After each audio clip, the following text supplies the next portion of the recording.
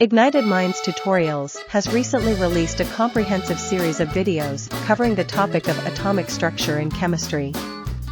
For students of CBSE/Maharashtra State Board Class 11, as well as for aspirants preparing for IIT and NET exams. These videos aim to provide a thorough understanding of the atomic structure, including topics such as subatomic particles, atomic models, quantum mechanical model, electronic configuration, and the periodic table. The tutorials also offer problem-solving tips and tricks to help students excel in their exams. The series is designed by experienced educators and is structured to cover all the essential concepts and theories related to atomic structure. With detailed explanations, visual aids, and real-life examples, the videos aim to ignite the minds of students and inspire a love for the subject of chemistry. Whether you are a student of Class 11 or a competitive exam aspirant, these tutorials will serve as a valuable resource to enhance your knowledge and prepare you for success in your academic journey. Ignited Minds Tutorials is committed to providing high-quality education and empowering students to achieve their academic goals. The Atomic Structure series is just one example of their dedication to delivering top-notch content for the benefit of students across different educational boards and competitive exams.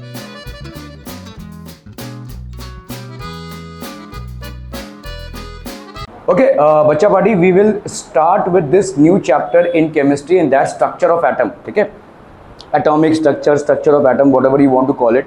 बहुत important chapter है.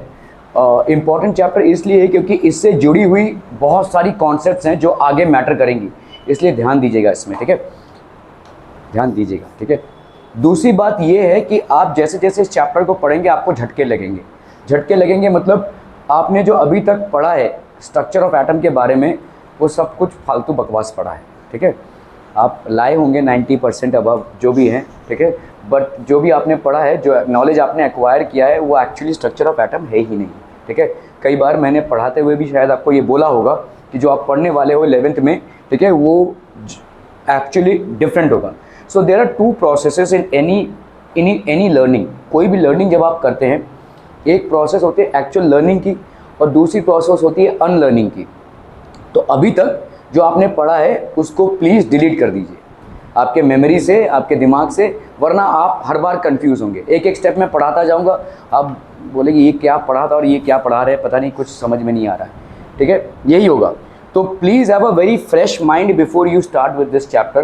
ठीक है, because if you are going to understand this chapter with the baggage of knowledge that you carry from your previous experiences या previous knowledge, तो आप इस chapter को नहीं समझ पाएंगे और कन्फ्यूजन बढ़ता जाएगा. ठीक है, फॉर एग्जाम्पल मैं आपको एक मुद्दे की बात बता रहा हूँ. जैसे आपने भाई साहब पढ़ा था कि ये कोई एटम है, इस एटम के न्यूक्लियस के अंदर भाई साहब प्रोटॉन्स और न्यूट्रॉन्स होते हैं. और भाई साहब जैसे मतलब सोडियम है भाई साहब. ठीक है, तो सोडियम के भाई साहब प्रोटॉन्स हो गए कितने, 11, न्यूट्रॉन्स हो गए 12, और आपके जितने भी इलेक्ट्रॉन्स हैं, ये आपके पहले ऑर्बिट में 2 इलेक्ट्रॉन्स हैं भाई साहब. ठीक है, दूसरे ऑर्बिट में 8 इलेक्ट्रॉन्स हैं और तीसरे ऑर्बिट में भाई साहब क्या है, 1 इलेक्ट्रॉन्स हैं. ऐसा आपने पढ़ा था. ऐसा पूरी रॉन्ग नहीं है, लेकिन ये कॉन्सेप्ट गलत है. ठीक है, ये कॉन्सेप्ट ही गलत है कि आपके इलेक्ट्रॉन्स ऐसे रिवॉल्व कर रहे हैं. ठीक है, आपने बोला कि भाई साहब ये 2 इलेक्ट्रॉन्स होंगे, इनका यही दायरा होगा, यहाँ पे ये घूमेंगे, यही पढ़ा है आपने, लेकिन ये गलत है. ठीक है, क्योंकि आप बता ही नहीं सकते पहली बात कि इलेक्ट्रॉन्स हैं कहाँ. ठीक है, इलेक्ट्रॉन्स की सिर्फ प्रोबेबिलिटी बता सकते हैं. प्रोबेबिलिटी बोल के एक चैप्टर आपने पढ़ा था मैथ्स में. ठीक है, कि भाई अगर मैंने किसी कॉइन को टॉस किया तो क्या प्रोबेबिलिटी कि हेड आए या टेल आए, या मैंने अगर किसी डाइस को थ्रो किया तो क्या प्रोबेबिलिटी है कि उसका 1 आए या 6 आए या 4 है. ठीक है, ये सब आपने पढ़ा था. तो इसी तरह से इलेक्ट्रॉन्स के बारे में भी आप तथाकथित रूप से नहीं बोल सकते कि है वो कहाँ है. ठीक है, जैसे साहिल मुनकर अगर घर से निकला तो भाई साहब पता नहीं क्लास में पहुंचा कि कहाँ, उसके पेरेंट्स भी भाई साहब परेशान कि कहाँ पहुंचा है कि नहीं, क्या मालूम. ठीक है, इस तरह की क्या अगर स्टूडेंट है तो जैसे मतलब मालूम ही नहीं कि भाई साहब क्लास पहुँचे हैं कि पता नहीं कहीं पे बैठ के पत्ते खेल रहे हैं कि क्या याशी चल रही है इनके जीवन में, इस तरह की अगर प्रोबेबिलिटी हो गई. ठीक है, तो इसको हम बोलते हैं प्रोबेबिलिटी. मतलब आप लोकेट नहीं कर सकते, आप बोल ही नहीं सकते. कुछ चीज़ें मैं आपको बता दूं क्यों ऐसा है. आप बोलेंगे ऐसा क्यों है भाई साहब, तो ये पढ़ाया क्यों हमको, क्योंकि मतलब ये बेसिक है, लेकिन ये बेसिक है भी नहीं. समझ में आ रहा है, ये बेसिक है, मतलब आपको जितना 10th के दिमाग में आपको जानना चाहिए था उतना हमने आपको सिखाया है, ठीक है, ये उतना पढ़ाया गया है आपके बुक्स में, लेकिन इसके बियॉन्ड अभी आप पढ़ेंगे, ठीक है। तो पहली तो बात है कि आप सब कुछ डिलीट कीजिए, वरना आप समझ नहीं पाएंगे इस चैप्टर को, ठीक है। दूसरी बात है कि भाई ये पढ़ाया है क्यों, ठीक है। अगर ऐसा ही है तो पहले से ही हमको क्यों नहीं बोला, क्योंकि बहुत सारे ऐसे कॉन्सेप्ट हैं जो आपको कंफ्यूज कर देंगे और बहुत इन डेप्थ में जाना पड़ेगा। ये आपके 11th का केमिस्ट्री का सबसे बड़ा चैप्टर है, ठीक है, और बड़ा इसलिए है क्योंकि आधे से ज़्यादा चैप्टर तो आप अनलर्न कर रहे हैं, ठीक है, उसके बाद आपकी लर्निंग चालू होगी। तो जैसे समझो, मैं आपको एक एग्जांपल दे रहा हूँ। फॉर एग्जांपल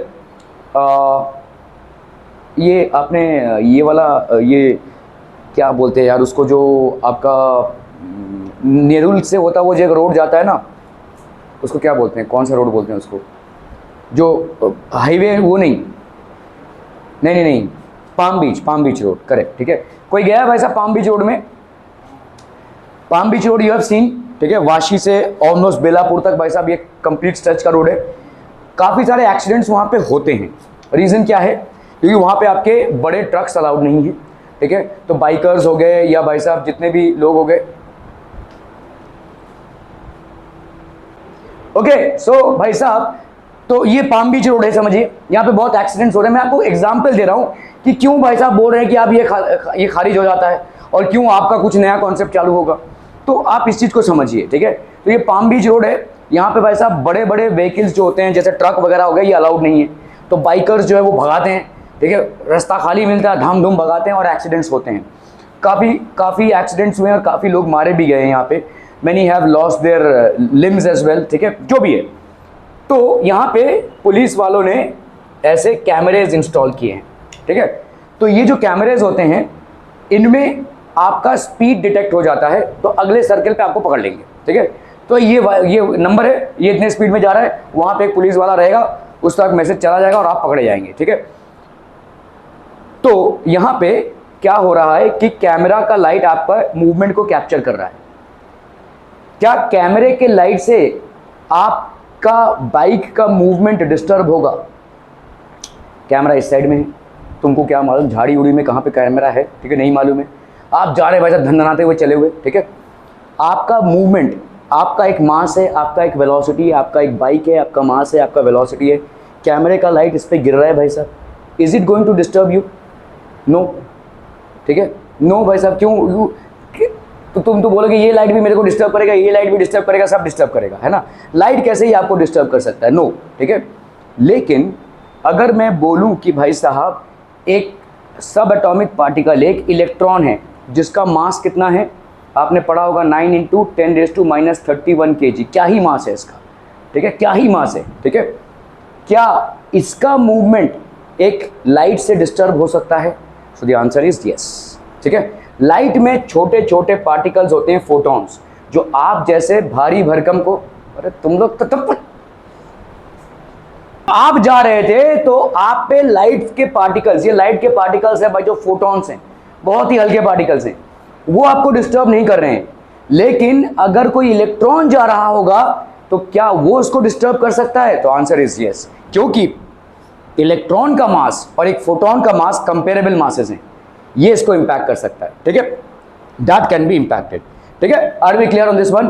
तो यही रीजन है कि आप भाई साहब कैमरा उठाकर या इलेक्ट्रॉन माइक्रोस्कोप से अगर किसी इलेक्ट्रॉन के मूवमेंट को जानना भी चाहते हैं तो नहीं जान पाएंगे।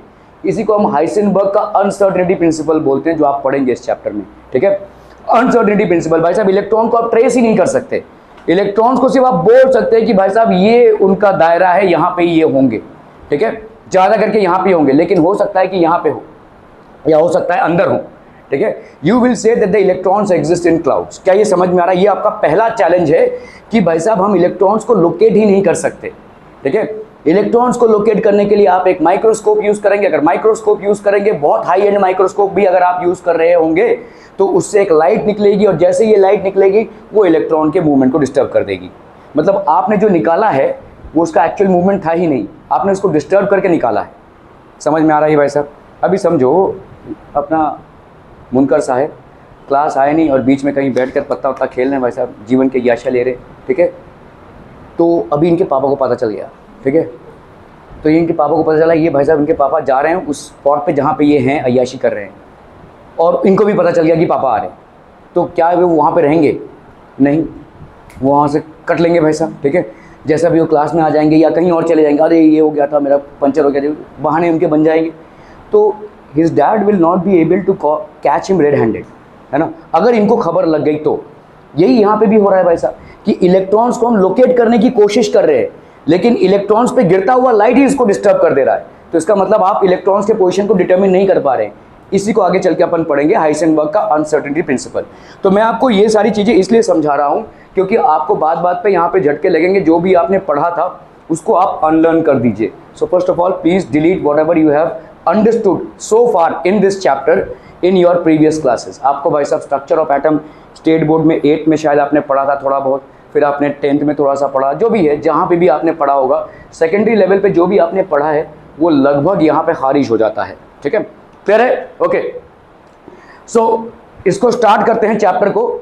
थोड़ा बहुत जो चैप्टर का इनिशियल फेज है मैं आपको बता दूं, थोड़ा सा थियरी पार्ट ज़्यादा है तो आपको बोर लग सकता है, ठीक है, लेकिन ये थियरी पार्ट जाने बिना आप प्रैक्टिकल्स में नहीं उतर पाएंगे। प्रैक्टिकल्स में नहीं उतर पाएंगे मतलब अभी जैसे आप बोलते थे कि भाई सोडियम का इलेक्ट्रॉनिक कॉन्फ़िगरेशन का है, अरे बोला ना बोला बच्चा बाड़ी, ठीक है, तो ये आपका सोडियम हो गया, अरे ठीक है। So let's say we have sodium, this is sodium और इसका 11 और 23 है भाई साहब, ठीक है। तो तुम क्या बोलोगे अगर मैं पूछूं तुमसे इलेक्ट्रॉनिक कॉन्फ़िगरेशन क्या होगा? इसका इलेक्ट्रॉनिक कॉन्फ़िगरेशन होगा भाई साहब 281, कहानी खत्म, है ना, यही होगा ना।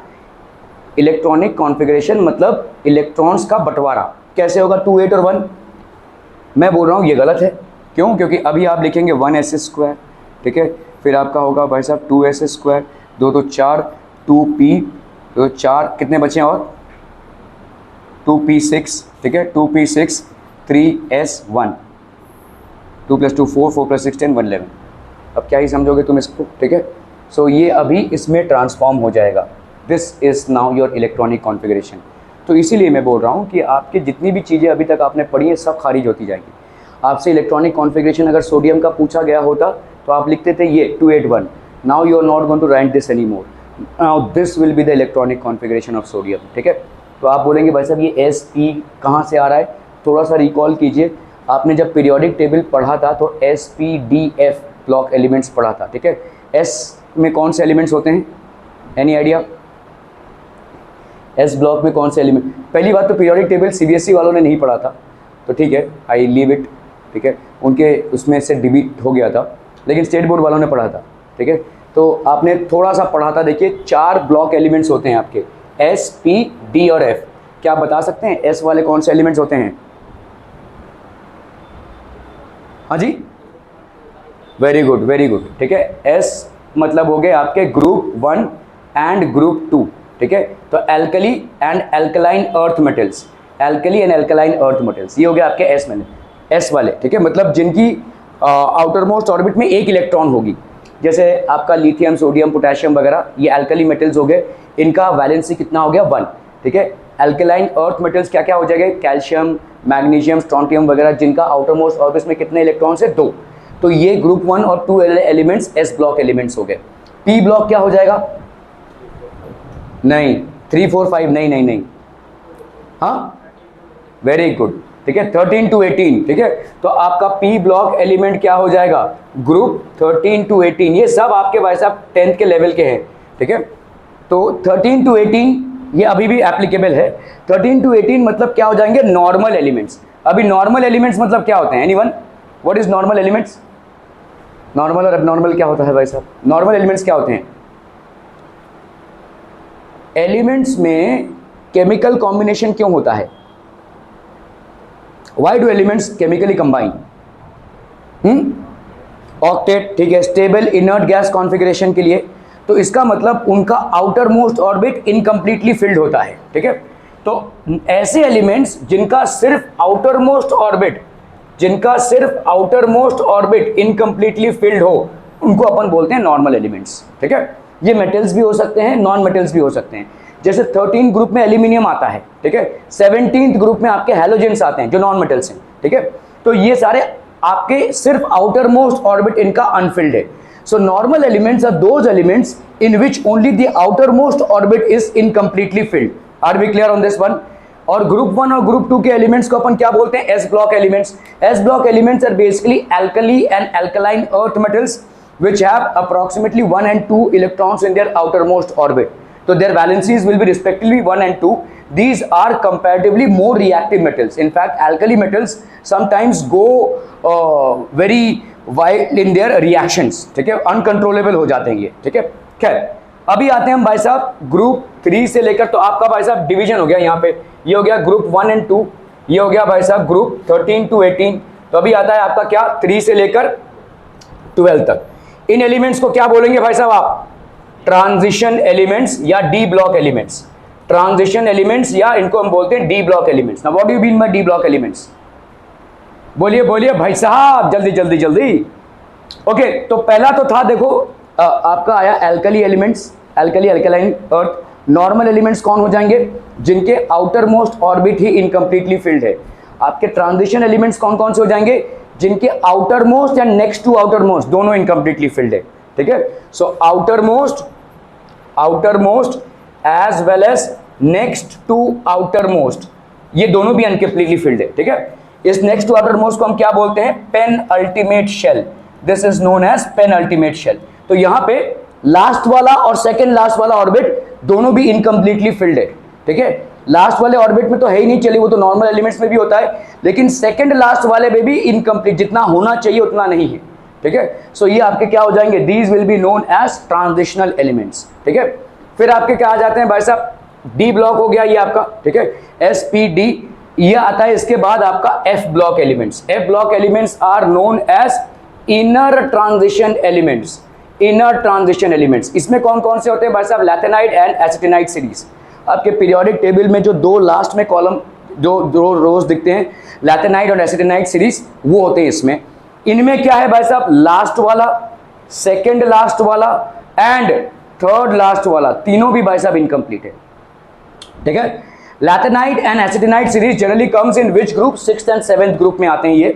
ठीक है, और क्योंकि पीरियोडिक टेबल काफी बड़ा हो जाता है इनके इंक्लूजन से, इसीलिए हम इनको नीचे एडजस्ट करते हैं.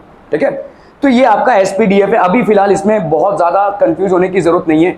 मैं आपसे सिर्फ इतना समझाने की कोशिश कर रहा हूँ कि अभी आपका जो इलेक्ट्रॉनिक कॉन्फ़िगरेशन है वो एज पर एसपीडीएफ होगा, ना कि 281 वो वाला नहीं चलेगा. तो वो जो आप इलेक्ट्रॉन्स सजाते थे इस तरह से, वो भी नहीं चलने वाला है, और 281 ये कॉन्फ़िगरेशन भी नहीं चलने वाला है. सो धीरे धीरे और भी झटके लगेंगे आपको. ठीक है, सो आप इन चीज़ों के साथ एडजस्ट होते जाइए. प्लीज़ अपने माइंड को खुला रखिए, और आप अगर अपने प्रीवियस नॉलेज का बैगेज लेकर चलेंगे, so it will create a friction in your learning process, at least for this particular chapter. और इस पर्टिकुलर चैप्टर को समझना बहुत ज़रूरी है, क्योंकि जितने भी आगे के केमिकल रिएक्शंस हैं वो सब इस पर डिपेंड करते हैं. ठीक है, so there is a lot that we will be learning in this chapter. And again I am saying at times you might feel a little bored about certain concepts, क्योंकि थियरी भी थोड़ी ज़्यादा है. ठीक है, इनिशियल स्टेज में तो theory काफ़ी ज़्यादा है. ओके, डाल्टन भाई साहब आए और उन्होंने क्रांति मचाई, क्योंकि उन्होंने एटम के बारे में बात किया. ठीक है, इसके पहले किसी ने इसके बारे में सोचा ही नहीं था. तो डाल्टन बोलने की भाई साहब इतनी सारी चीज़ें हैं हमारे आजू बाजू, ये चीज़ों को अगर हम डिवाइड करते करते करते करते करते करते कहाँ तक पहुँचेंगे? अगर एक चीज़ को मैंने तोड़ना चालू किया, समझ लो एक ब्रिक है, उसके टुकड़े करते गया करते गया करते गया करते गया करते गया, तो लास्ट में कहाँ तक पहुँचूंगा मैं? तो डाल्टन बोल रहे हैं हर एक चीज़ में जब लास्ट में आप स्टेज में पहुँचते हैं वो है एटम. ठीक है, हर एक चीज का निर्माण हुआ है आपके परमाणु से. परमाणु मतलब हो गया आपका एटम. ठीक है, एवरीथिंग. सो डाल्टन की भाई साहब एटॉमिक थियरी क्या थी? ये एक सिर्फ थियरी ही थी, इसमें कोई प्रैक्टिकल सेंस या अप्रोच नहीं था. ये इनका अनुमान था, और कुछ हद तक ये सही भी हैं. हालांकि डाल्टन ने अपनी थियरी में जितना सब कुछ भी बोला था वो ऑलमोस्ट 80% खराब हो चुका है या खारिज हो चुका है, लेकिन 20% आज भी वैलिड है. ठीक है, और उस टाइम पे भाई साहब देखिए, आज की तारीख में अगर आप कोई एक्सपेरिमेंट करते हैं, आपके पास इतनी सारी चीज़ें हैं कि एक्सपेरिमेंट आप आराम से कर सकते हैं, माइक्रोस्कोप से लेकर भाई साहब पता नहीं क्या क्या चीज़ें हैं आपके पास. ठीक है, लेकिन उस टाइम पे डाल्टन या कोई भी साइंटिस्ट ऑलमोस्ट हैंडीकैप था. क्यों? क्योंकि उसके पास इतने सोफिस्टिकेटेड इंस्ट्रूमेंट्स नहीं थे. ठीक है, तो किसी नतीजे पे पहुंचना बहुत बड़ा चैलेंज था. तो नतीजे पे तो पहुंचने के लिए एक्सपेरिमेंट की ज़रूरत पड़ती है, और एक्सपेरिमेंट परफॉर्म करने के लिए आपको अपैरेटस की ज़रूरत पड़ती है, जो उस टाइम पे था नहीं. लेकिन डाल्टन ने कम से कम ये परिकल्पना की कि हर चीज को डिवाइड करते करते हम एक अंतिम क्षण तक पहुंचेंगे या अंतिम स्टेज तक पहुंचेंगे जो इनडिविजिबल होगा और उसको अपन बोलेंगे एटम। ठीक है, so that is what he basically, तो ये एक पूरा थियोरेटिकल अप्रोच ही है, इसका कोई प्रूफ नहीं है। जितने भी आप थियरीज पढ़ते हैं they are generally backed up by a substantial amount of proof, but here there was no proof, but whatever he was saying even 20% of it is right even till today। ठीक है, okay, matter consist of tiny indivisible particles known as atoms. तो Dalton भाई साहब ने बोला कि सारा matter जो है हमारा, ठीक है, चाहे सॉलिड हो, लिक्विड हो, गैस हो, any stage, it is made up of tiny indivisible particles called atoms. अभी देखो इसी एक वाक्य में आज भी ये करेक्ट है कि एटम से सारी चीजें बनी हुई हैं, लेकिन ये वाला पार्ट जो है इनकरेक्ट हो गया है। क्यों? क्योंकि अभी हम डिवाइड कर सकते हैं एटम्स के अंदर भाई साहब, प्रोटॉन्स हैं, इलेक्ट्रॉन्स हैं, न्यूट्रॉन्स हैं, तो we can basically divide it. ठीक है, सो ऐसा नहीं है कि इंडिविजिबल है, डिविजिबल है। क्या एक एटम से आप एक इलेक्ट्रॉन को निकाल सकते हैं? निकाल सकते हैं भाई साहब। ठीक है, तो डिविजिबल तो हो गया ये। ठीक है, तो आज की तारीख में भी ये तो सच है कि एटम से सारी चीजें बनी हुई हैं, सारे एलिमेंट्स एटम से बने हुए हैं, लेकिन इस पार्ट का ये वजह इंडिविजिबल पार्ट ये आपका सच नहीं रहा। ठीक है, so according to this theory an atom is indivisible but it can be further divided.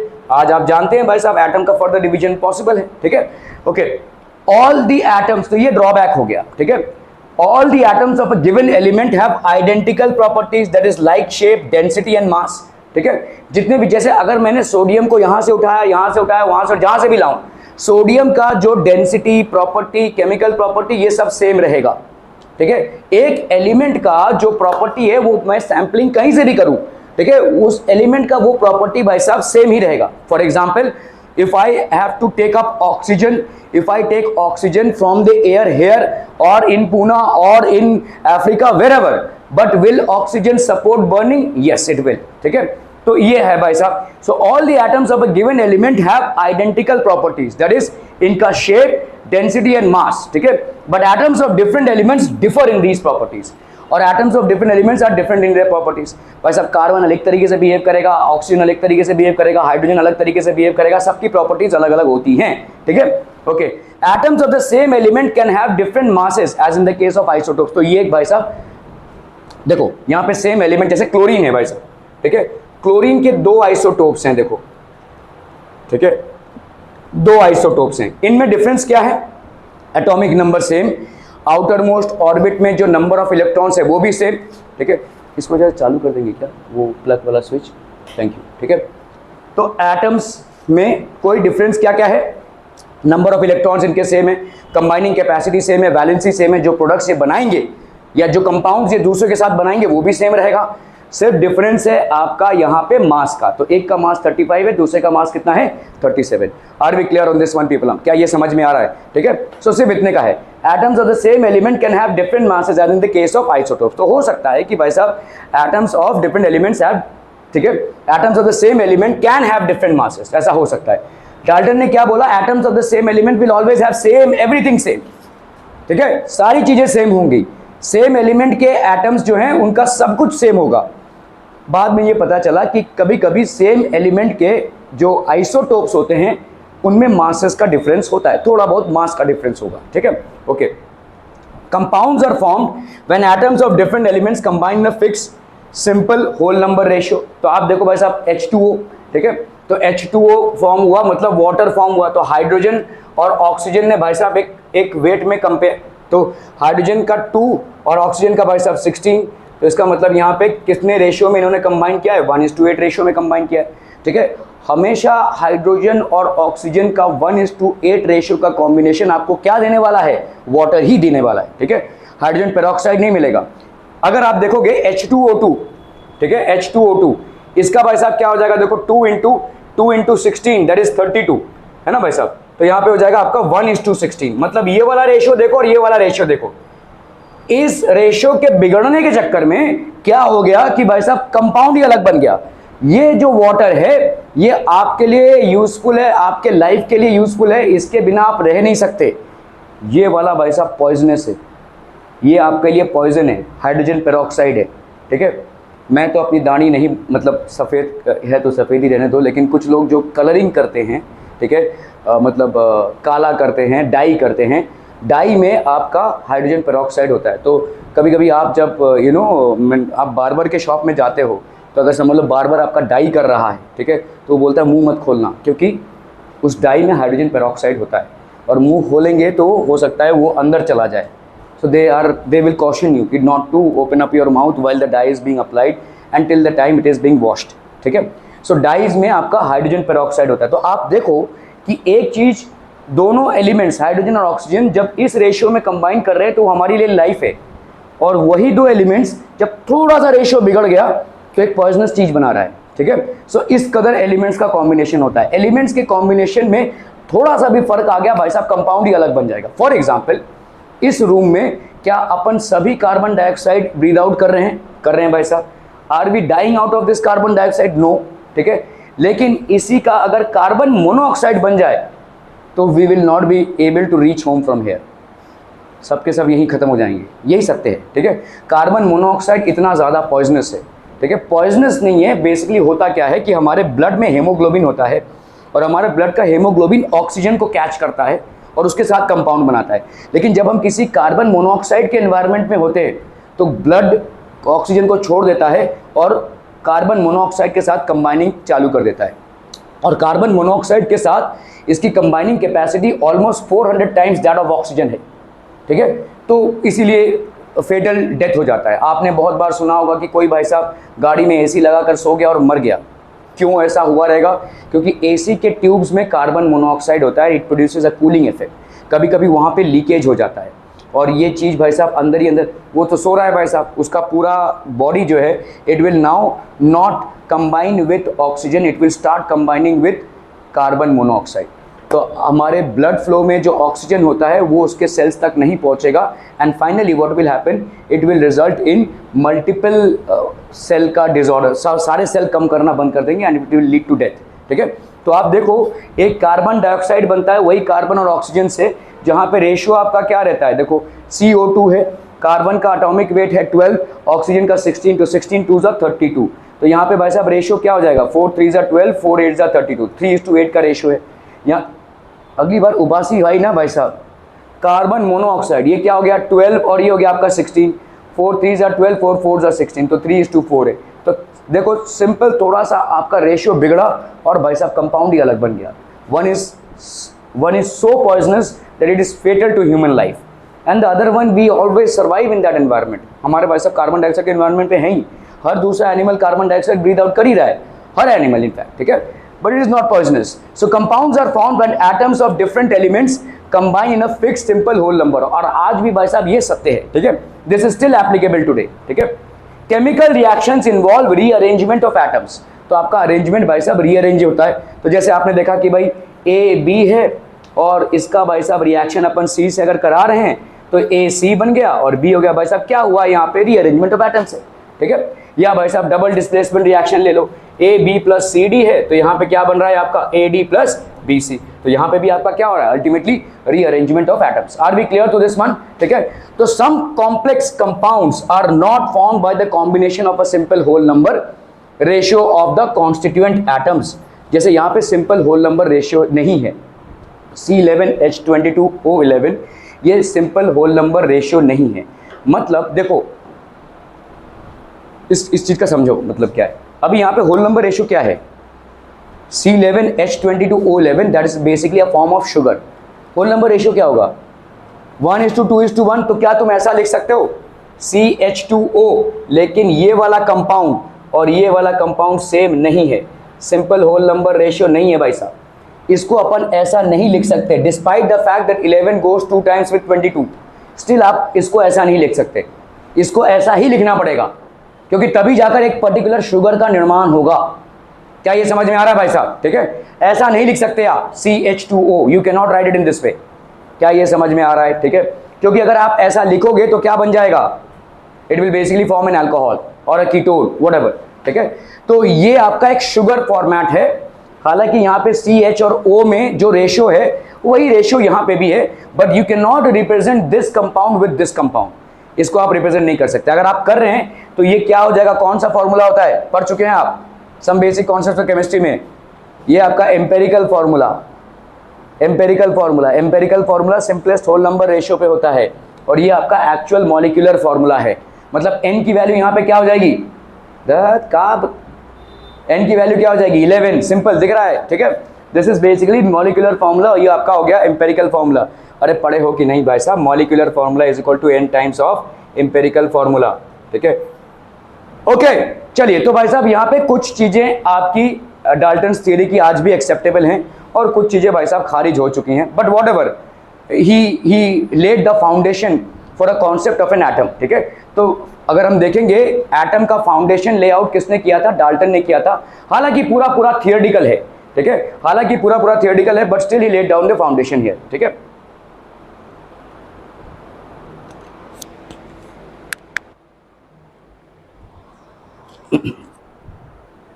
हालांकि पूरा थियोरेटिकल है, but still the foundation was laid. Okay, now we will come to the sub atomic particles. तो atom की चर्चा तो हो गई भाई साहब, ठीक है। एटम है, डाल्टन ने भी बताया, हमने भी मान लिया भाई साहब, और ये सत्य है, ठीक है। अभी हम जो छोटे छोटे पार्टिकल्स डिस्कवर हुए थे, इलेक्ट्रॉन्स हो गया, प्रोटॉन्स हो गया, न्यूट्रॉन्स हो गया, ये कैसे डिस्कवर हुए, कैसे स्टेजेस में इसकी डिस्कवरी हुई, कैसे हमने रियलाइज किया, so all these things are going to be discussed now, ठीक है। ओके, सो अभी आपका भाई साहब क्या है यहाँ पे, discovery of electron, discovery of electron. तो भाई साहब आपका डिस्कवरी ऑफ इलेक्ट्रॉन में क्या क्या आ जाता है, देखो यहाँ पे आया पहला आपका cathode rays. Cathode rays were discovered to be negatively charge particles by J Thomson in 1897। तो जे थॉमसन ने पहली बार डिस्कवरी की थी कैथोड रेज की, ठीक है, by using Faraday setup of electrical discharge in partially evacuated tubes known as cathode ray tubes. अभी ये जो थे ना, ये भाई साहब ऐसे ट्यूब्स होते थे, कैथोड रे के ट्यूब्स होते थे ये, ठीक है। और यहाँ पे भाई साहब इन्होंने एक अरेंजमेंट डाला बहुत बड़े बैटरी का, जो लगभग 25,000 वोल्ट जनरेट कर रहा है, ठीक है। ये एक ऐसा ट्यूब होता है जिसको बाहर से आप देख सकते हैं, ठीक है। It is basically transparent tube है ये, और इसके अंदर यहाँ पे पॉजिटिव पोटेंशियल और नेगेटिव पोटेंशियल क्रिएट किया जाता है। इसके अंदर एक गैस होता है, जनरली हाइड्रोजन को लिया जाता है इसके अंदर, और इस गैस के प्रेशर को अपन कम कर सकते हैं या ज़्यादा कर सकते हैं, ठीक है। तो जब गैस का प्रेशर नॉर्मल होता है हमको कुछ देखने को नहीं मिला, बट जब हम गैस का प्रेशर कम करते जाते हैं और जब वोल्टेज बढ़ाते जाते हैं, when we keep on decreasing the pressure of the gas and increasing the voltage, then we have observed that there are certain, ये आपके इलेक्ट्रॉन्स एमिट होते हैं, और इन्हीं को अपन क्या बोलते हैं, कैथोड रेज, ठीक है। These electrons actually move towards the positive plate, यहाँ पे पॉजिटिव प्लेट है, लेट्स से नेगेटिव प्लेट है, they move towards the positive plate। तो ये कैथोड रेज झुंड बनाकर जाती है। तो यहाँ पे हमको कुछ सिचुएशन क्रिएट करनी पड़ती है। Gases generally are not good conductors of electricity, however when the pressure is too less, ठीक है, then we will observe this। जब हमने प्रेशर को बहुत कम कर दिया है तब हमको ये देखने को मिलता है, ठीक है। So they were discovered as negatively charged particles। कैसे हमको समझ में आया कि नेगेटिवली चार्ज पार्टिकल है, तो ये भाई साहब समझ लीजिए कैथोड रेज है, ठीक है। अब इनका पॉजिटिव चार्ज है, नेगेटिव चार्ज हमको नहीं मालूम। अभी हमने समझ लो यहाँ पे एक प्लस पोटेंशियल और एक माइनस पोटेंशियल रख दिया ऐसा, ठीक है। तो हमने देखा कि ये कैथोड रेज ऐसे डिफ्लेक्ट हो जाएंगे, they will now move like this, ठीक है। Why are they moving like this, because obviously बात है कि अगर ये नेगेटिवली चार्ज पार्टिकल्स हैं तो पॉजिटिव प्लेट की तरफ मूव करेंगे। That's how it was proved that they are negatively charge particles. When the cathode rays were subjected to a electric field, their deflection was towards the positive plate, which indicates clearly that they are made up of negatively charged particles। Are we clear on this one? ठीक है? Okay. So cathode rays were discovered to be negatively charged particles by J. Thomson in 1897 by using Faraday's study of electrical discharge in partially evacuated tubes known as cathode ray tubes। Cathode ray discharging tube, it is a cylindrical hard glass tube fitted with two metal electrodes connected to the oppositely charged poles of a battery। तो आप देख लो भाई साहब ये cathode ray discharge tube होता क्या है, ठीक है। This is what the cathode ray discharge tube would look like. यहाँ पे भाई साहब आपका डिस्चार्ज ट्यूब है, इसको आप बाहर से देख सकते हैं, you can actually see it, ठीक है। ग्लास ट्यूब है ये, ठीक है। ओके, यहाँ पे आपका भाई साहब एनोड है जो पॉजिटिव प्लेट से कनेक्टेड है, और यहाँ पे भाई साहब है आपका कैथोड। इस अमीटर से आप क्या देख सकते हैं, the amount of current that is flowing through the circuit, ठीक है। हाई वोल्टेज जनरेटर, जब मैं हाई वोल्टेज की बात कर रहा हूं तो इतना ज्यादा वोल्टेज, 25,000 वोल्टेज, 10,000 वोल्टेज ऐसा रहेगा, it's a very high voltage that is generated, ठीक है। तो यहां पे हमने कनेक्शन नहीं किया है, देखो यहाँ तक माइनस और पॉजिटिव मेंटेन्ड है, but there is nothing in between, तो कोई करंट नहीं जा रहा है। तो इसका मतलब जिस गैस को अपन फिल करेंगे, अगर हमने उस गैस के ऊपर इतना वोल्टेज रखा तो उस गैस में क्या चेंजेस आएंगे। ठीक है, तो लेट्स से हमने हाइड्रोजन गैस को लिया यहाँ पे, और अपन ने देखा कि जब हाई प्रेशर में रहेगा तो कुछ चेंजेस नहीं है। जैसे जैसे इस प्रेशर को अपन लो करते जाएंगे, as and when we keep on decreasing the pressure, तो आपका समझ लो भाई साहब यहाँ पे एक प्रेशर पंप है। प्रेशर पंप क्या है, जैसे आपका वैक्यूम चेंबर होता है ना, ठीक है, तो इसमें से हम पुल आउट कर सकते हैं। तो हाइड्रोजन को पुल आउट कर रहे हैं, पुल आउट कर रहे हैं, पुल आउट कर रहे हैं, तो इसका प्रेशर अंदर क्या होता जाएगा, गिरता जाएगा। जैसे जैसे प्रेशर गिरता जाएगा और ये वोल्टेज को हम बढ़ाते जाएंगे, तब हमको एक बीम ऑफ रेज दिखेगा, और इस बीम ऑफ रेज को अपन बोलते हैं कैथोड रेज। कोई बड़ी बात नहीं है भाई साहब, आप अपने घर में टीवी पे अगर हाथ रखेंगे तो आपके रंगोटे खड़े हो जाते हैं। ठीक है, ये क्या है, क्यों है, क्योंकि आपके टीवी के अंदर एक कैथोड रे पिक्चर ट्यूब होता है, तो उसमें भी कैथोड रेज ऐसे जा रहे हैं और स्किंटिलेशंस प्रोड्यूस करते हैं। तो आपका ये वाला जो स्क्रीन है, ये बेसिकली चार्ज स्क्रीन है, इसमें चार्जेस हैं। इतना ज़्यादा चार्ज भी नहीं है कि आपको करंट या शॉक लग जाए, बट आपके जितने भी बहुत हल्की चीज़ें होंगी, जैसे आपके रंगोटे जो है वो बहुत हल्की चीज़ें होती है, तो ये चार्ज हो जाती है। आपका बॉडी चार्ज नहीं होता, ठीक है, आपके बॉडी में कोई चार्जेस ट्रांसफर नहीं होते, लेकिन ये जो है क्योंकि इनका वेट बहुत लाइट है तो ये खिंच जाते हैं। ठीक है, बहुत हाई वोल्टेज आएगा तो हम खिंच जाएंगे, लेकिन ये बहुत कम वोल्टेज है। ये ऑब्वियसली क्यों हुआ है, कैथोड रे पिक्चर ट्यूब होता है हमारे टीवी के अंदर, और टीवी में भी ऐसे कांस्टेंट इलेक्ट्रॉन्स की बम्बार्डिंग चालू रहती है, जिसके वजह से आप देख पाते हैं चीज़ों को। ठीक है, तो इसीलिए ये आपके रंगोटे जो है खड़े हो जाते हैं। ठीक है, बेसिकली स्टैंड अप। ओके, सो खैर यहाँ पे बहुत लो प्रेशर में कोई गैस है तो हमको कैथोड रेज का एमिशन दिखेगा। We will see that there is a set of negatively charge particles that are flowing and completing the circuit, and they will flow towards the positively charge anode. ठीक है, okay, सो cathode ray का भाई साहब ये discharge tube हो गया। ठीक है, अभी देखो कितना प्रेशर आपने डाला है। देखो यहाँ पे आपका नॉर्मल प्रेशर होता है 760 मिलीमीटर एटमॉस्फेयर, 1 एटमॉस्फेयर आपका नॉर्मल प्रेशर होता है। अभी देखो कितना लो प्रेशर हो गया, 10⁻⁻⁶ का एटमॉस्फेयर। ठीक है, सर्वाइव नहीं कर पाएंगे हम ह्यूमनली यहाँ पे। ठीक है, so at low pressure which is approximately what 10⁻⁻⁶ atmosphere, आपका 1 atmosphere is normal pressure, but here you have decrease the pressure to how much 10⁻⁻⁶ atmospheres when sufficiently high voltage. तो आप देखो वोल्टेज कितना अप्लाई कर रहे हैं, 10,000 वोल्ट अप्लाई कर रहे हैं। प्रेशर कितना हो गया 10⁻⁶ atmosphere, and voltage is to a tune of 10,000 volts. ठीक है, is applied across the electrodes. ये इलेक्ट्रोड्स के बीच में जब आप अप्लाई करते हैं, current starts flowing through a stream of particles. तो देखो यहां से करंट फ्लो करने लगता है through a stream of particles, and these particles are basically cathode rays. ठीक है, from the negative electrode to the positive electrode that is anode, these were called the cathode rays और cathode ray particle, क्योंकि इनकी उत्पत्ति होती है sorry इनकी उत्पत्ति होती है कैथोड से, तो इसीलिए हम इनको कैथोड रे पार्टिकल्स बोल रहे हैं। ठीक है, प्रेजेंस ऑफ कैथोड रेज, चादर बिछा के नमाजी पढ़ ले, है ना। Okay, presence of cathode rays was confirmed by using perforated anode.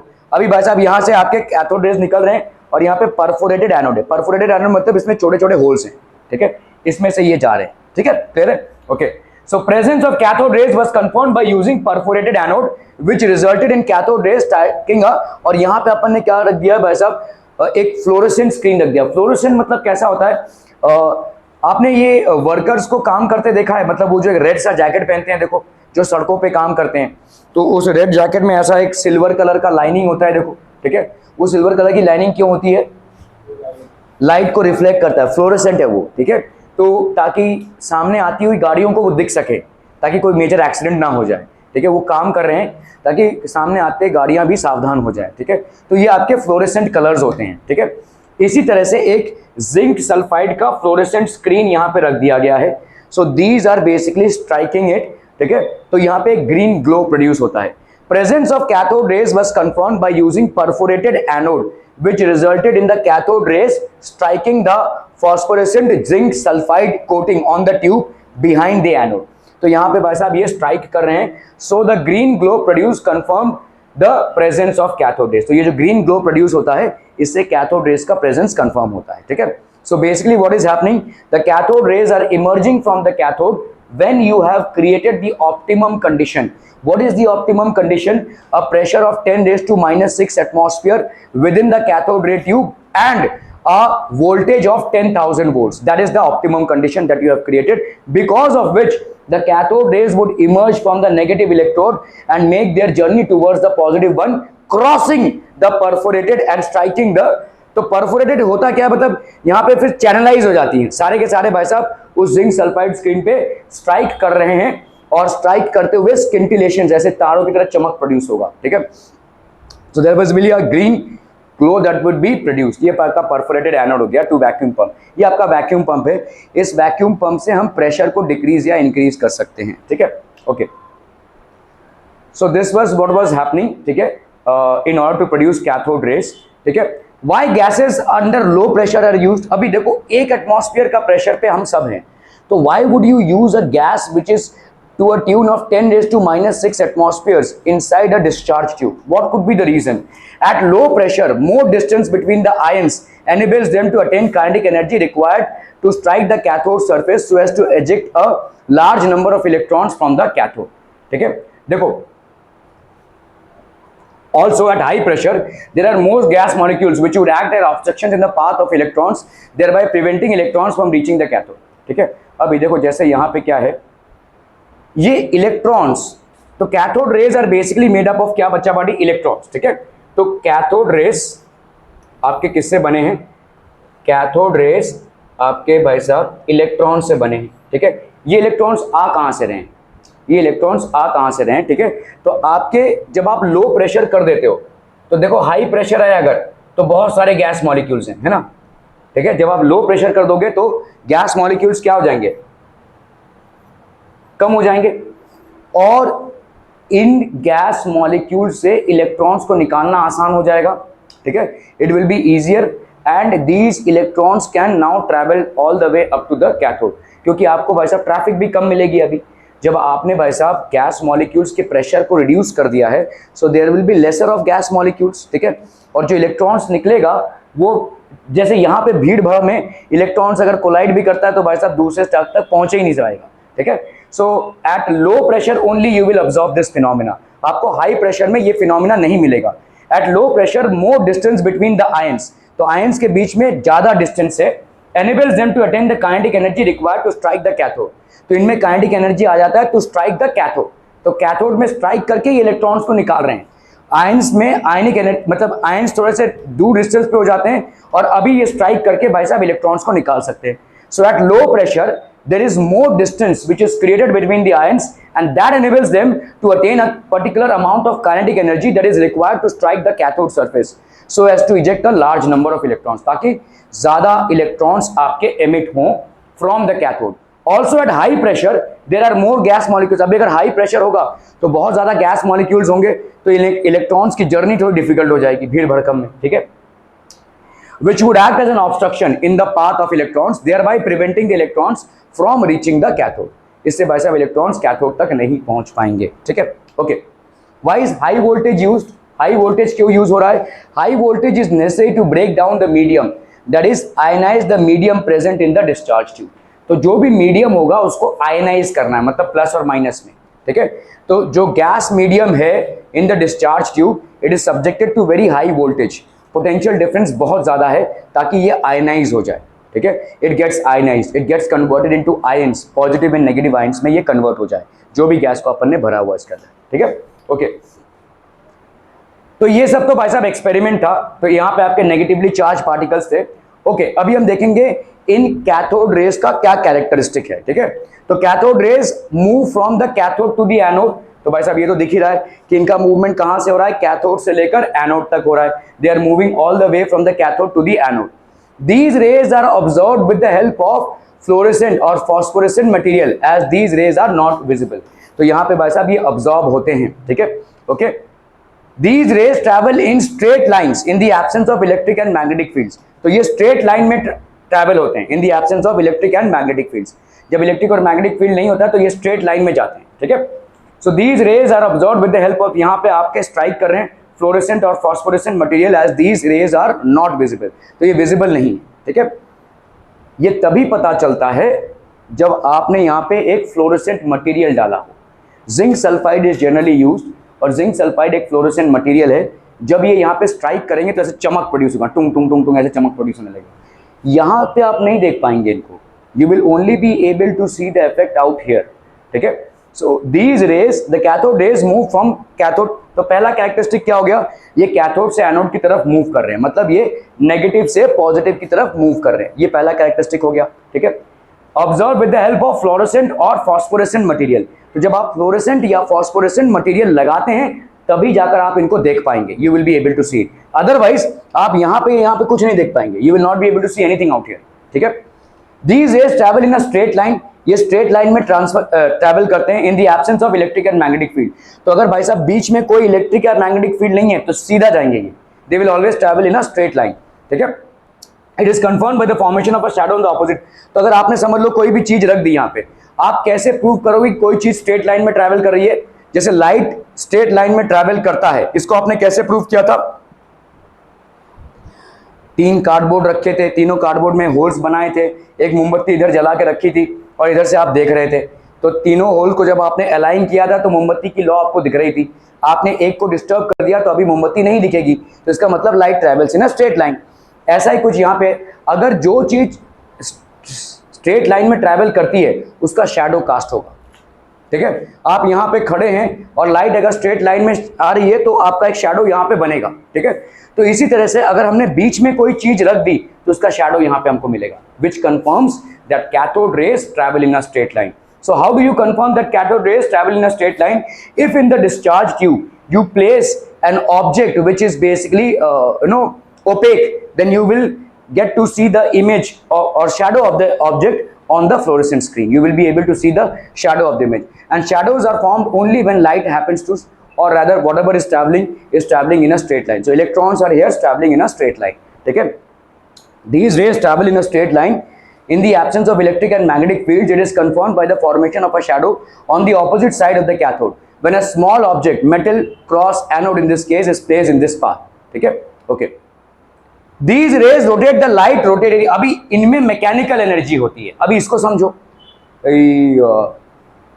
वो ये मेले में एक टाइप का फैन मिलता है, देखो प्स प्स करेंगे तो घूमता है, देखो एक छोटा फैन मिलता है ना, बच्चे लोग खेलते हैं उससे, तो उसमें ऐसा वो रहता है, एक रस्सी सी रहती है, उस रस्सी को ऐसे खींचेंगे तो ये गुर्र ऐसे घूमता है, देखो, ठीक है।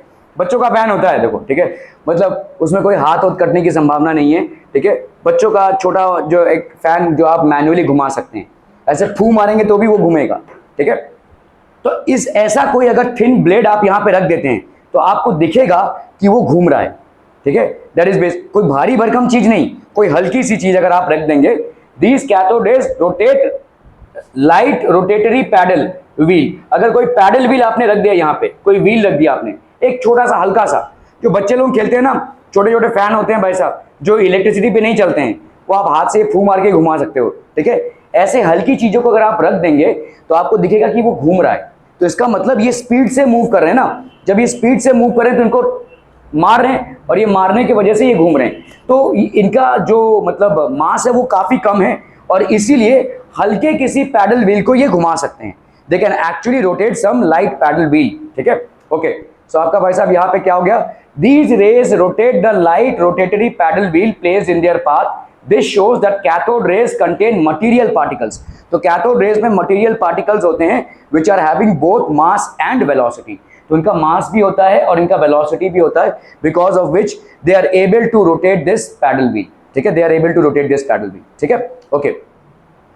सो ये आपके कैथोड रेज हैं, ये आपका लाइट पैडल व्हील है और ये रोटेट होता है कैथोड रेज के एमिशन से, ठीक है। A cathode ray discharge tube with light rotatory paddle wheel placed in the tube. तो एक लाइट रोटेटरी पैडल व्हील है, ये भाई साहब घूम रही है, ठीक है। These rays consist of electrons produce from the cathode as well as by the ionization of gaseous atoms और molecules in the discharge tube, ठीक है। तो ये इलेक्ट्रॉन्स कहां से आए हैं? Cathode rays are definitely made up of electrons, but where are these electrons coming from? तो they contain electrons produce from the cathode, तो यहां से प्रोड्यूस हुए कैथोड से, और दूसरे इलेक्ट्रॉन्स कहां से आए? खुद उस गैस से आए जो यहां पे भरा हुआ है, हाइड्रोजन गैस हो जाए या कोई भी गैस जो आपने भरा हुआ है वेरी लो एटमॉस्फेयर में, दैट इज 10⁻⁻⁶ एटमॉस्फेयर में जो गैस आपने भरा हुआ है उससे ये आ रहे हैं, दीज इलेक्ट्रॉन्स आर कमिंग, ठीक है। So these rays consist of electrons produced from the cathode as well as by the ionization of the gaseous atoms or molecules in the discharge tube. The application of the electric field and magnetic field deflected the cathode rays. तो आप जब electric field apply करते हैं, जैसे plus minus है, तो भाई साहब डिफ्लेक्शन प्रोड्यूस हो रहा है, और जब मैग्नेटिक फील्ड प्रोड्यूस करते हैं तो भी डिफ्लेक्शन होता है. ओके, अब इस चीज को समझो. ये कैथोड रेज हैं, ठीक है. अभी हमने थोड़ा सा जो डिस्चार्ज ट्यूब है उसका स्ट्रक्चर चेंज कर दिया, तो यहाँ पे भाई साहब बड़ा कर दिया इसको, यहाँ पे एनोड रख दिया और यहाँ पे कैथोड रख दिया. तो कैथोड से एनोड जाएगा इलेक्ट्रॉन्स, वही है देखो, यहाँ पे हमने एनोड को पॉजिटिव से ट्रिगर किया है और कैथोड को भाई साहब नेगेटिव से. तो अभी आपके कैथोड रेज प्रोड्यूस होंगे.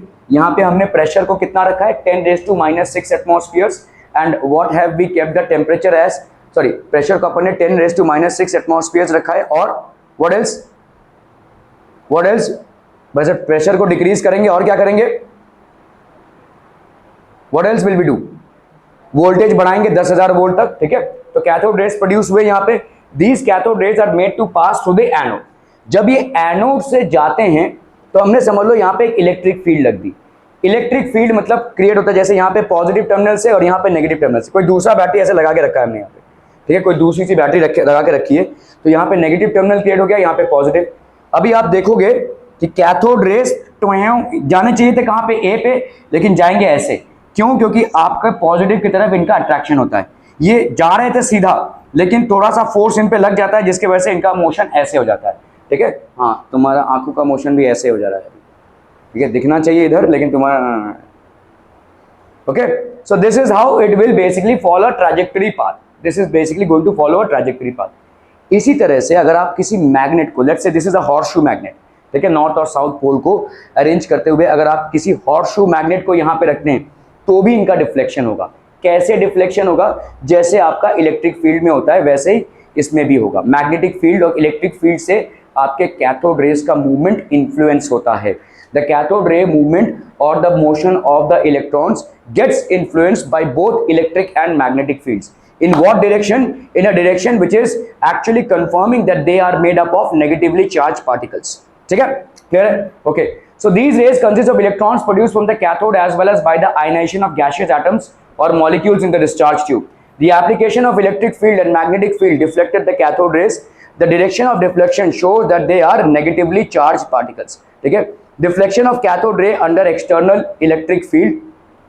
Deflection of cathode ray under external magnetic field. तो अगर आपने बाहर से इस डिस्चार्ज ट्यूब के अंदर नहीं, बाहर से कोई इलेक्ट्रिक फील्ड डाला या मैग्नेटिक फील्ड डाला तो उससे कैथोड रेज का मूवमेंट इन्फ्लुएंस हो जाएगा, एक डिफ्लेक्शन प्रोड्यूस होगा. That will basically confirm that they are made up of negatively charge particles. ठीक है, okay. These rays produce X-rays on striking the surface of hard metals like tungsten, molybdenum, etc. X-rays क्या होते हैं? जो आपके flash और skin को piers करके जा सके. ठीक है, आपकी जब एक्सरे निकाली जाती है तो जैसे समझ लो कोई एक्सीडेंट होता है या फ्रैक्चर हुआ है तो एक्सरे निकालते हैं. उस एक्सरे में क्या पता चलता है, मतलब आपके हड्डियों से वो नहीं जा सकता लेकिन आपके फ्लैश से जा सकता है. ठीक है, आपकी मांसपेशियों से वो जा सकता है. तो एक्सरेज कैन पेनिट्रेट. ठीक है, ओके.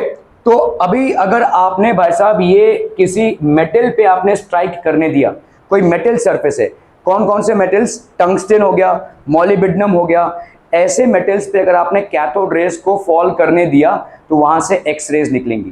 ठीक है, so if cathode rays are made to fall on metals like tungsten and molybdenum you will see that X rays evolve from them. ठीक है, तो वही अरेंजमेंट है. देखो यहाँ पे आपका ये हो गया बेसिकली कैथोड और ये हो गया आपका एनोड.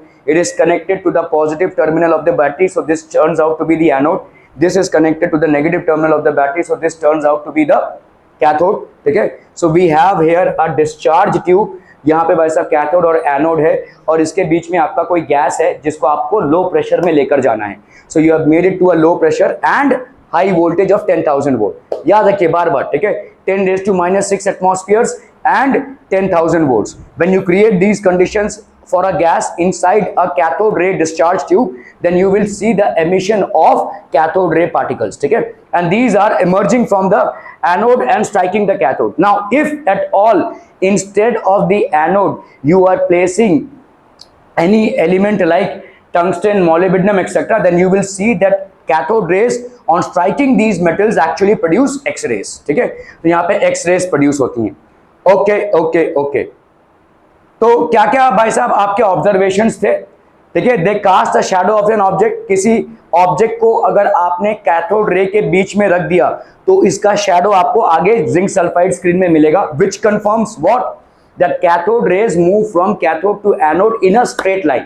ठीक है, इनका मूवमेंट जो है वो स्ट्रेट लाइन में हो रहा है। ठीक है, so that is one important thing. ठीक है, सो पहली बात तो आपका देखो यहाँ पे क्या हो रहा है, क्या क्या ऑब्जर्वेशन है आपका, देखो। ठीक है, the cast shadow of the object, किसी ऑब्जेक्ट को अगर आपने बीच में रखा है तो इसका जिंक सल्फाइड स्क्रीन में एक शैडो प्रोड्यूस होगा। ठीक है, इसका मतलब क्या है, cathode rays move from cathode to anode. A sharp shadow of the object is produced in the zinc sulphide screen in the absence of electric and magnetic fields. कोई अगर इलेक्ट्रिक और मैग्नेटिक फील्ड ना हो तो जिस object को आपने बीच में रखा है बराबर उसी ऑब्जेक्ट का इमेज जिंक सल्फाइड स्क्रीन में हो जाता है। तो इसका मतलब क्या है, they travel in a straight line. These are things that we have studied and these are the inferences or rather conclusions of our observations till now. ठीक है, about the study, rays are observed with the help of fluorescent or phosphorescent material. ठीक है, तो zinc sulphide एक phosphorescent material है।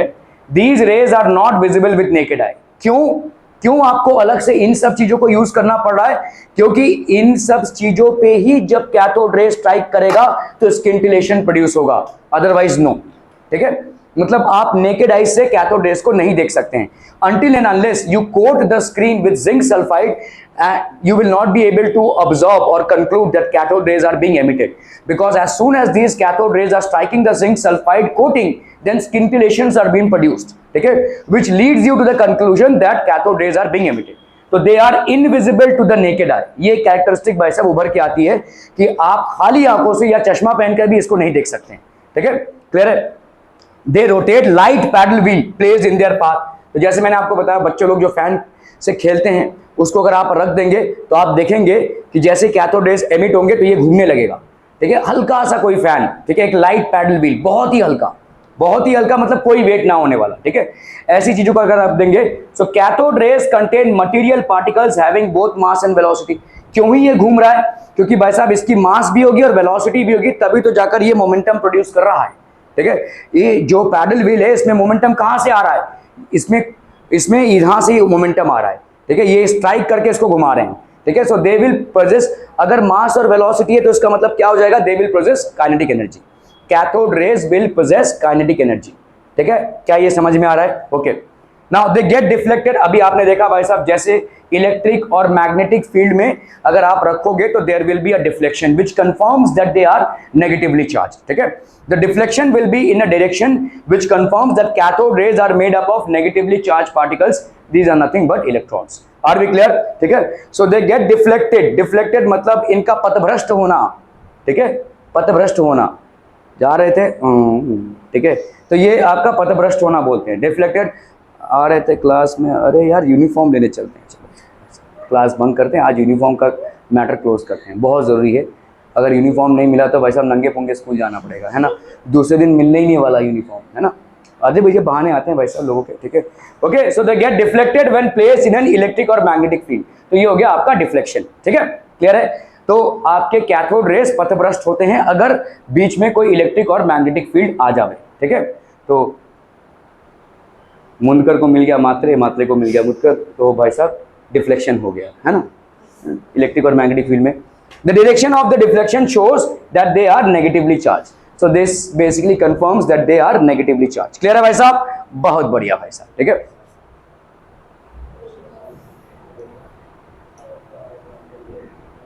Discount के पीछे भी, मतलब उस शिनचैन देखते हो, शिनचैन की मम्मी है भाई साहब, डिस्काउंट के पीछे भागती है। क्या हाई डिस्काउंट अवेलेबल था क्या भाई साहब? अरे ये चला गया तो वो क्या होगा, हमको मिलेगा ही नहीं, ऐसा। यूनिफॉर्म लेने जाना, क्लास गया भाड़ में भाई साहब, यूनिफॉर्म पहले उठाते हैं। शिनचैन की मम्मी के साक्षात अवतार हो तुम लोग। हाँ, वो तो सीरियल में आती होगी, तुमने भाई साहब एकदम पकड़ लिया इसको। वो हो, चलो भागते हैं, उसकी मम्मी डिस्काउंट के पीछे भागती है ना मार्केट में। Okay, cathode rays consist, Shinchan की मम्मी पार्ट 1 पार्ट 2 यही नाम रखते हैं भाई साहब अभी से।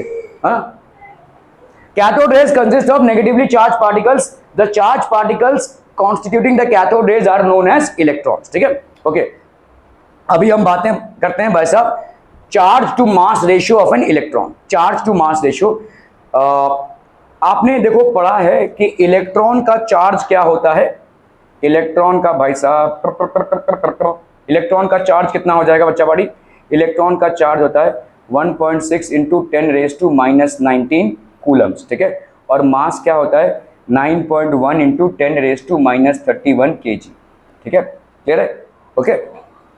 सो जे थॉमसन, इन्होंने भाई साहब एक सेटअप किया cathode ray tube and applied the electric and magnetic fields perpendicular to each other. अभी देखो इन्होंने क्या किया कि इलेक्ट्रिक फील्ड को ऐसे अप्लाई किया, तो इलेक्ट्रिक फील्ड ऐसे है, इलेक्ट्रिक फील्ड हमेशा पॉजिटिव से नेगेटिव की तरफ होती है, जस्ट फॉर योर अंडरस्टैंडिंग कि ये देखो ये पॉजिटिव से नेगेटिव की तरफ इलेक्ट्रिक फील्ड है और नॉर्थ पोल से साउथ पोल की तरफ होता है आपका magnetic field. So if you notice these two fields are placed perpendicular to each other, ठीक है, वही कैथोड रे का सेटअप है। यहाँ पे कैथोड है, यहाँ पे एनोड है, यहाँ पे परफोरेटेड एनोड है, तो ये जो कैथोड रे एमिट हो रहा है इसमें से होता हुआ गुजर रहा है, ठीक है, क्लियर है, ओके। अगर ये इलेक्ट्रिक फील्ड और मैग्नेटिक फील्ड नहीं होता था बच्चा बॉडी, तो ये कहाँ पे स्ट्राइक करता था, बी में।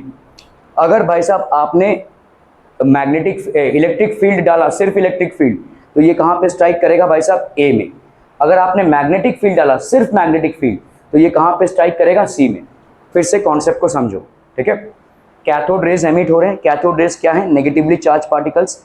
कब एमिट होंगे, जब आप जो डिस्चार्ज ट्यूब जो आपने लिया है उसमें जो प्रेशर लिया है उसको 10⁻⁻6 एटमॉस्फेयर का लिया है, और जो करंट या वोल्टेज अप्लाई किया वो 10,000 वोल्ट का अप्लाई किया है, तो आपको कैथोड रेज मिलेंगे। इन कैथोड रेज को आपने क्या कर दिया, स्ट्रीमलाइन कर दिया है। यहाँ से निकल रहे हैं और यहाँ पे एक होल से ये गुजर रहे हैं, तो एकदम स्ट्रीमलाइन हो गया, भाई साहब ऐसे ही जाना है, ठीक है, क्लियर है। तो यहाँ से ये निकले, जाना कहाँ पे चाहिए था, क्योंकि ये हम प्रूव कर चुके हैं कि cathode rays travel in straight line, so by this they should have struck at what place, B. B पे स्ट्राइक करना चाहिए था, ओके। अभी हमने थोड़ी सी कंडीशन चेंज की, हमने भाई साहब इलेक्ट्रिक फील्ड डाल दी प्लस और माइनस में, तो कैथोड रे का डिफ्लेक्शन किस तरफ होगा, क्योंकि वो नेगेटिवली चार्ज पार्टिकल्स हैं तो पॉजिटिव प्लेट की तरफ डिफ्लेक्ट करेंगे। सो इनका पाथ अभी भ्रष्ट होकर ए की तरफ जाएंगे, पथ भ्रष्ट होकर, ठीक है, ओके। इलेक्ट्रिक फील्ड हटा दी हमने, अभी मैग्नेटिक फील्ड डाल दी, ठीक है, नॉर्थ साउथ पोल में। तो अभी अपने को क्या दिख रहा है कि ये जा रहे हैं इस तरफ। So we have already seen that cathode rays get deflected by electric and magnetic fields. Now if we keep this electric and magnetic fields simultaneously, साथ में अगर हम रखते हैं और एक दूसरे के परपेंडिकुलर रखते हैं, तो हमको दिखता है कि फिर से वो बी पे स्ट्राइक कर रहा है। क्या ये मामला समझ में आ रहा है, ठीक है। मतलब इलेक्ट्रिक फील्ड और मैग्नेटिक फील्ड का इफेक्ट क्या हो गया, नलीफाइड हो गया, एक ने दूसरे के इफेक्ट को नलीफाई कर दिया। समझ में आ रहा है ये, ठीक है। सिर्फ इलेक्ट्रिक फील्ड होता तो ये यहां जाता था, सिर्फ मैग्नेटिक फील्ड होता तो यहां जाता था। दोनों को एक साथ अगर हम अप्लाई करते हैं and that too perpendicular to each other, then we see that they are able to strike again at B, which they used to do in the absence of electric and magnetic fields, ठीक है, clear है, समझ में आ रहा है। That was the observation, ठीक है। सो made a setup of cathode ray tube and applied the electric and magnetic fields perpendicular to each other as well as to the path of electrons। तो आप देखो इलेक्ट्रिक फील्ड इस तरफ, magnetic field इस तरफ, और इलेक्ट्रॉन्स ऐसे आ रहे हैं। तो अगर आप देखोगे तीनों एक दूसरे के परपेंडिकुलर हैं, समझ में आ रहा है भाई साहब, ठीक है। तो लेट्स से इलेक्ट्रिक फील्ड ये हो गया, मैग्नेटिक फील्ड आपका ये हो गया, और इलेक्ट्रॉन्स आ रहे हैं ऐसे। Are all these three mutually perpendicular to each other, ठीक है, तीनों भी आपके क्या हो गए, म्यूचुअली परपेंडिकुलर। तो ऐसा एक अरेंजमेंट का निर्माण किया गया। And what did J Thomson observe, तो थॉमसन भाई साहब ने क्या ऑब्जर्व किया, अरे थॉमसन भाई साहब, if the absence of electric and magnetic fields cathode rays will strike on a point B. जैसे मैंने आपको बोला कोई इलेक्ट्रिक और मैग्नेटिक फील्ड नहीं था, तो कैथोड रेज आराम से विचरण करते हुए बी तक पहुंच जाएंगे, अपने गंतव्य तक पहुंच जाएंगे भाई साहब, ठीक है। So that was the first point. In the absence of external electric and magnetic fields, so when there are no external और इलेक्ट्रिक और magnetic fields, they will strike at the point B। ये भाई साहब B पे strike कर जाएंगे, clear है, clear है, okay. In the presence of an external field, electric field, the cathode rays will deflect from this path and will strike at the point A। अभी आप देखो यहाँ पे ये कैथोड रेज यहाँ पे स्ट्राइक होने चाहिए थे, जैसे ही आपने इलेक्ट्रिक फील्ड अप्लाई किया A में स्ट्राइक करेंगे ये, ठीक है, okay. So in the presence of an electric field, instead of striking at the point B, now they strike at a point A, clear है, okay। So in the presence of an external electric field, cathode rays will deflect from its path and will strike at a point A on the fluorescent screen.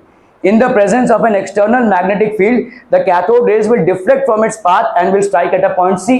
ठीक है, okay. In the given setup, ठीक है, in the given setup electric and magnetic field is adjusted. हमने भाई साहब बहुत सारे adjustment के टू इलेक्ट्रिक फील्ड को बढ़ा रहे हैं, मैग्नेटिक फील्ड को बढ़ा रहे हैं, दोनों को कम कर रहे हैं और दोनों को म्यूचुअली परपेंडिकुलर रखा है। तो ऐसा सेटअप करते करते करते करते एक ऐसे स्टेज में आते हैं जहां पे आपका एक्सटर्नल इलेक्ट्रिक फील्ड और मैग्नेटिक फील्ड इक्वल मैग्नीट्यूड के हो जाए, ठीक है, इक्वल मैग्नीट्यूड, दोनों का फोर्स बराबर हो जाए, ठीक है। क्योंकि इलेक्ट्रिक फील्ड के लिए आपके ऊपर एक फोर्स लगेगा और मैग्नेटिक फील्ड के लिए भी आपके ऊपर एक फोर्स लगेगा। जब इन दोनों का स्ट्रेंथ हमने बराबर कर दिया है और ठीक है दोनों को परपेंडिकुलर रखा है, और परपेंडिकुलर किसके साथ रखा है, कैथोड रेज या इलेक्ट्रॉन्स के मूवमेंट के साथ भी।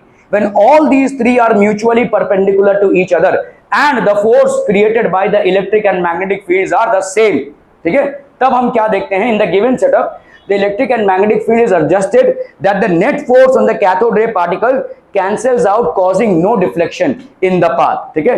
On balancing these forces, अभी अगर हमने बैलेंस किया ये आप नहीं समझ पाएंगे, ठीक है, लेकिन यहां से हमने चार्ज और मास का रेशियो निकाला, E by m का रेशियो निकाला, that is E b square by r, where E is the electric field, B is the magnetic field। Tension मत लीजिए, नहीं समझ पाएंगे, लेकिन charge is to mass ratio यहां से निकला, ठीक है। मतलब आप मैग्नेटिक फोर्स को और इलेक्ट्रोस्टैटिक फोर्स को ऐसे इस कदर एडजस्ट करते हैं कि पार्टिकल वापस फिर से बी पे स्ट्राइक करता है, कैथोड रे फिर से बी पे स्ट्राइक करते हैं। और अब जब ऐसा होता है तो formula wise E by m को अपन ऐसा लिख सकते हैं, और इसके हिसाब से हमारा E by m रेशियो कितना आ गया, 1.758820 इंटू 10⁻11, ठीक है।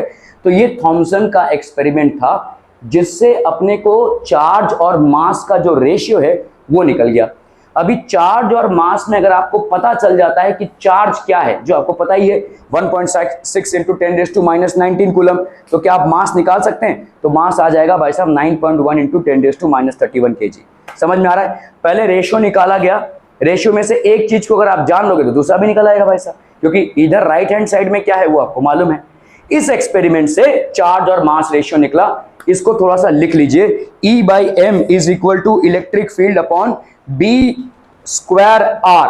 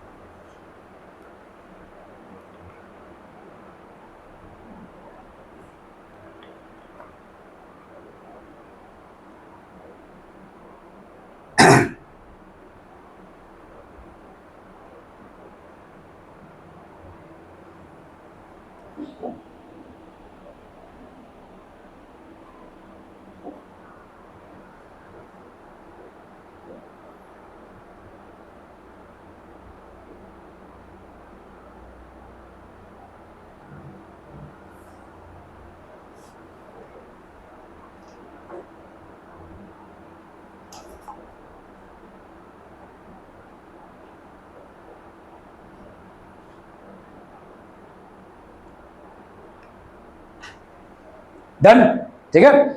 ये हो गया आपका चार्ज बाई मास रेशियो, ठीक है, okay. Charge by mass ratio आपका कितना हो गया, E by B square R, ठीक है। E हो गया भाई साहब आपका क्या, इलेक्ट्रिक फील्ड, B हो गया आपका मैग्नेटिक फील्ड, और R भाई साहब डिफ्लेक्शन। इसमें जाने की जरूरत नहीं है, सिर्फ इतना याद रखिए कि इसका E बाई m रेशियो इतना आया था, ठीक है। इस फॉर्मूले को याद रखिए, E b square by R, ठीक है, okay. So where E is the electric field, B is the magnetic field and R is the deflection produce. E by m, that is charge to mass ratio, was discovered without the knowledge of either the charge of an electron or the mass of an electron।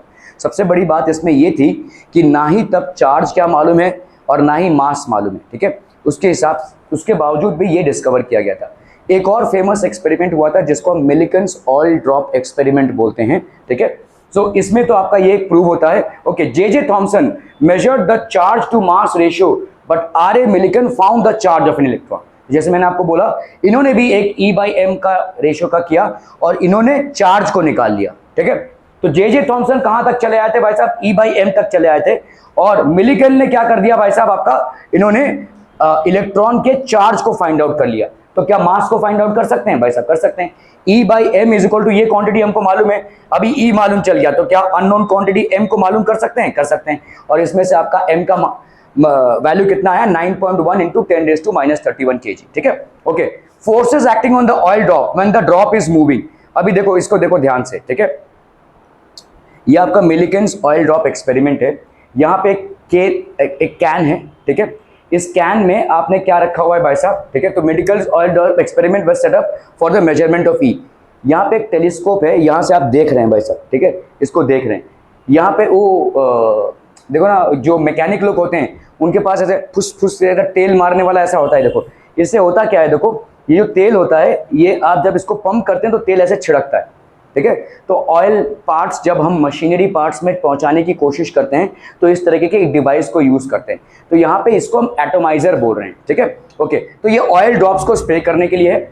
आपने क्या किया है, 2 plates रखे हैं यहाँ पे, 2 plates. यहाँ पे आपका बैटरी है, यहाँ पे इसको आपने पॉजिटिवली डाल दिया है और यहाँ पे आपने नेगेटिवली डाल दिया है। दोनों के बीच में कोई करंट फ्लो नहीं हो रहा है। तो एक्चुअली में क्या होगा, जैसे ही आप इसको स्प्रे करेंगे तो यहाँ पे एक होल है, इस होल से तेल नीचे गिरेगा, ठीक है, टप टप टप टप तेल नीचे गिरेगा, ठीक है। अभी आप इसमें वोल्टेज डालना चालू करेंगे, ठीक है। आपने भाई साहब इसको कनेक्ट कर दिया, ये वोल्ट मीटर है। ये वोल्ट मीटर बेसिकली क्या करेगा, पोटेंशियल डिफरेंस को मेजर करेगा, ठीक है।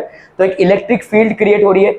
इलेक्ट्रिक फील्ड कहां से कहां तक क्रिएट हो रही है बच्चा वाड़ी, बताइए। ये पॉजिटिव है, ये नेगेटिव है, तो पॉजिटिव से नेगेटिव की तरफ एक इलेक्ट्रिक फील्ड क्रिएट हो रही है, ठीक है।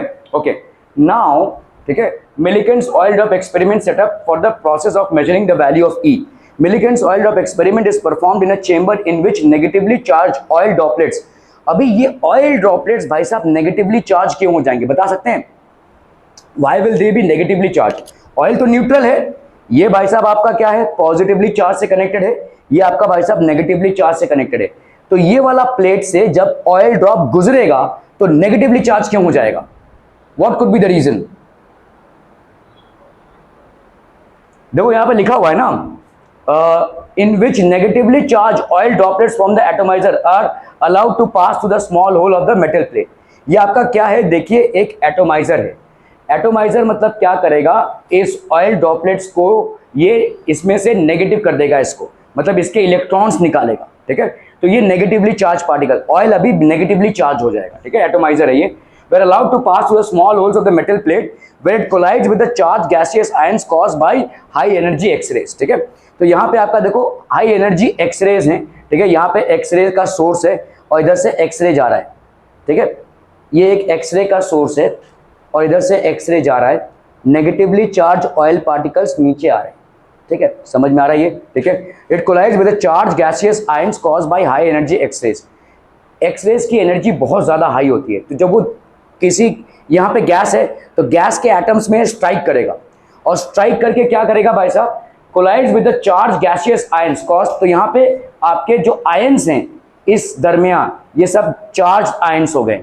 चार्ज आयंस क्यों, क्योंकि भाई साहब आपका इतना ज़्यादा स्पीड है एक्सरेज का, they will knock off the electrons, इनके ऑर्बिट से इलेक्ट्रॉन्स को भगाएंगे, जिससे क्या हो जाएंगे भाई साहब, चार्जेस क्रिएट हो जाएंगे।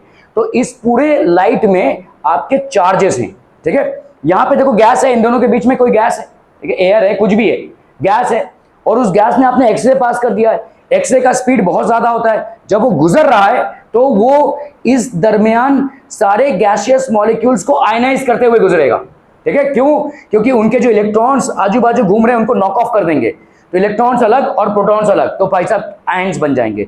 सो इस पूरे पाथ में आपके आयंस बन जाएंगे, ठीक है। When the oil droplets are made stationary by adjusting the experiment conditions, एक ऐसा आपका टाइम आएगा जब आप वोल्टेज को एडजस्ट करते हुए एक ऐसे स्टेज पे पहुंचोगे कि ये जो ऑयल ड्रॉपलेट गिर रहा था ये भाई साहब स्टेशनरी हो जाएगा, गिरेगा नहीं नीचे, ये हवा में तैरेगा, ठीक है। और ये क्यों ही हो रहा होगा उसको समझिए।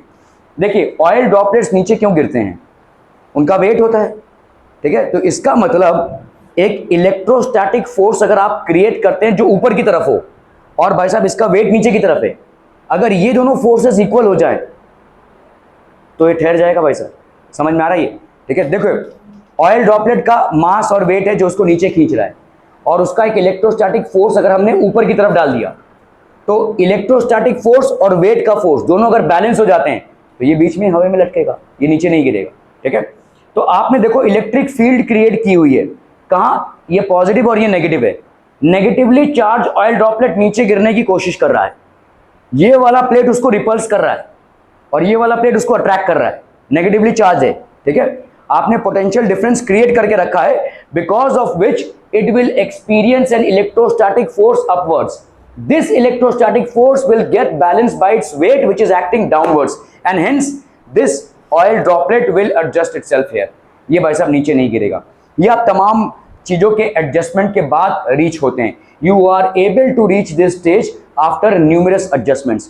When the oil droplets are made stationary by adjusting the experiment conditions, the only forces acting on it are electrostatic and gravitational force। Gravitational force on the oil droplets are acting downwards and electrostatic force is acting upwards, which basically balance the oil droplet, ठीक है, okay, which cancel out each other to give net force 0 on the oil droplet। तो आपका भाई साहब oil droplet पे net force क्या हो जाएगा, 0, ठीक है। The magnitude of such charges when observed was found to be an integral multiple of minimum value that he proposed as the charge of an electron। तो इसका भाई साहब मैग्नीट्यूड कितना हो जाएगा, तो इलेक्ट्रोस्टैटिक फोर्स आपका देखो ये ऑयल ड्रॉपलेट है, इस पे इलेक्ट्रोस्टैटिक फोर्स ऊपर की तरफ लग रहा है और ग्रेविटेशनल फोर्स नीचे की तरफ, ये दोनों फोर्सेस जब आपस में बराबर हो जाते हैं तो भाई साहब E by A, तो आपका भाई साहब ऑयल ड्रॉपलेट वहीं पे ठहर जाएगा, ठीक है। So force experience by the stationary oil droplets F is equal to mg on the oil droplet is balanced with the upward acting electrostatic force that is F is equal to QE, ठीक है। Q है आपका charge और E हो गया आपका electric field, ठीक है, वेर E रिप्रेजेंट्स, तो इन दोनों को अगर हम बैलेंस करते हैं, ठीक है, तो हमको भाई साहब this makes the negatively charge oil droplet stationary, तो ये आपका स्टेशनरी हो जाता है, ठीक है। The common thing among all charges was that each one was having an integral multiple of इतना।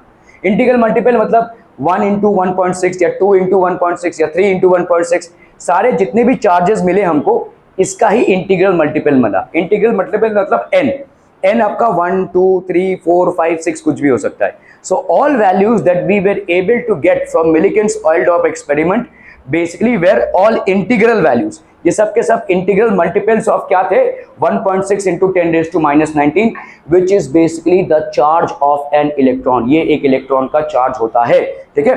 The common thing among all the charges was each was, तो ये आपका मिलिकन्स ऑयल ड्रॉप एक्सपेरिमेंट था। अगर n को अपन ने 1 डाल दिया तो आपका एक इलेक्ट्रॉन का चार्ज निकल आएगा which is what 1.6 into 10 raised to -19 coulomb. He found the charge of an electron to be, अभी ये 1.59 मतलब 1.6 ही हो जाएगा, तो 1.6 into 10 raised to -19 कूलम, ठीक है। The present accepted value of electrical charge is this much, ठीक है। The mass of the electron was determined by combining this results with Thomson's value. Thomson की वैल्यू ने क्या बोला था भाई साहब, the present accepted value is this much, ठीक है। थॉमसन की वैल्यू ने जो चार्ज टू मास रेशियो को निकाला था, यहाँ पे राइट हैंड साइड की वैल्यू आपको मालूम है, लेफ्ट हैंड साइड में चार्ज की वैल्यू आपको मालूम चल गई है, अभी आप मास की वैल्यू को निकाल सकते हैं which is nothing but 9.1 into 10 raised to -31 kg, ठीक है। ये थोड़ा भारी पड़ जाएगा, इलेक्ट्रॉन्स का यहीं तक बंद करते हैं, ठीक है। सो